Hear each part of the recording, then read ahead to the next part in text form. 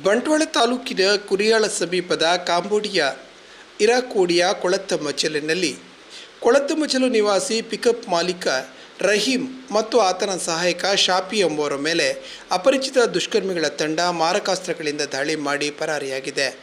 ಹಲ್ಲೆಗೀಡಾದ ಶಾಫಿ ಗಂಭೀರವಾಗಿ ಗಾಯಗೊಂಡಿದ್ದು ಅವರ ಸ್ಥಿತಿ ಚಿಂತಾಜನಕವಾಗಿದೆ. ಗಾಯಾಳುವನ್ನು ಬಂಟ್ವಾಳ ಆಸ್ಪತ್ರೆಗೆ ರವಾನಿಸಲಾಗಿದೆ. ಪಿಕಪ್ ಮಾಲೀಕ ರಹೀಂ ಮನೆಯೊಂದರ ಬಳಿ ಮರಳು ಅನ್ಲೋಡ್ ಮಾಡಿ ವಾಪಸ್ಸಾಗುವ ಸಮಯದಲ್ಲಿ ಅಪರಿಚಿತ ದುಷ್ಕರ್ಮಿಗಳ ತಂಡ ತಲವಾರಿನಿಂದ ದಾಳಿ ನಡೆಸಿರುವುದಾಗಿ ತಿಳಿದು ಬಂದಿದೆ. ಯುವಕನನ್ನು ಬರ್ಬರವಾಗಿ ಕಡಿದು ಹತ್ಯೆ ಮಾಡಲಾಗಿದೆ. ಮೃತ ಯುವಕನನ್ನು ಸ್ಥಳೀಯ ಪಿಕಪ್ ಚಾಲಕ ರಹೀಂ ಎಂದು ಗುರುತಿಸಲಾಗಿದೆ.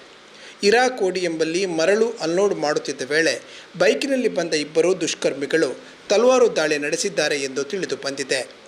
ಘಟನಾ ಸ್ಥಳಕ್ಕೆ ಬಂಟ್ವಾಳ ಗ್ರಾಮಾಂತರ ಪೊಲೀಸರು ಭೇಟಿ ನೀಡಿ ಪರಿಶೀಲನೆ ನಡೆಸುತ್ತಿದ್ದಾರೆ.